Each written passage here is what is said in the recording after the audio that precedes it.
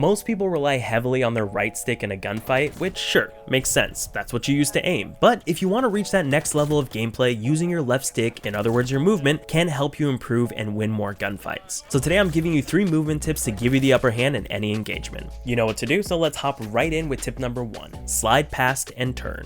Now, this movement is situational and is specific to those instances where you and your opponent sprint right into each other's view, sometimes passing or running into each other. As you've heard me say in some of my past videos, most players' instincts upon seeing an opponent is to immediately engage, but in my opinion, waiting until you're in a more advantageous position before you commit to a gunfight is far more important than shooting first, especially in situations where you're essentially running into each other. The gunfight's going to be extremely messy as both of you spin around trying to find each other. So instead of dealing with all that, keep running in the direction you're already running in and slide past them while simultaneously turning back and locking onto them. Half the time they've stopped and aimed down sights trying to find you behind the crosshairs, and the other times there are going to be losses to which direction you went, and by sliding past you're not relegating yourself to an extremely close gunfight where your aim assist is effectively useless. And also by sliding past you're allowing yourself a better view of the enemy. That being said, if you do end up face to face with them because you ran into each other, don't aim down sights and utilize your hip fire until you can get your bearings and focus in on them. Furthermore, the slide past and turn is highly effective when you're caught sprinting right at an enemy who is pre-aiming you. Let's move on to tip number 2, which is the strafe jump. In our past videos, we covered the jump shot and its different variations with the exception of the strafe jump. In order to strafe jump, you're going to sprint in the direction that you're challenging and jump, and as you jump, you're going to turn and challenge the line of sight, essentially strafing through the air. It's much faster and can be combined with the bunny hop or even a slide if you're just trying to get across quickly. Regardless, it's a great way to break your opponent's camera and give you the edge in any gunfight. Now, my final tip, tip number 3, is not some impressive complex movement, but it's effective in its simplicity and its shouldering. Shouldering or throwing shoulders is simply the act of strafing left and right quickly from behind cover in order to peek into a line of sight,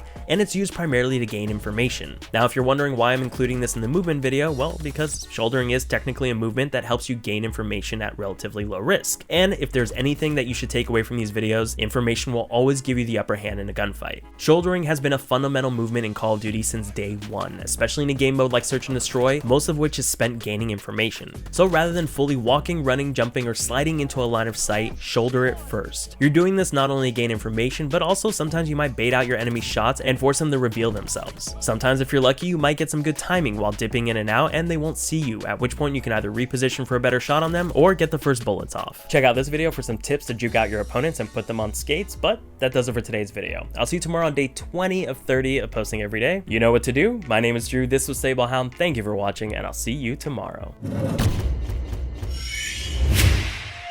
Hey, I want to be famous.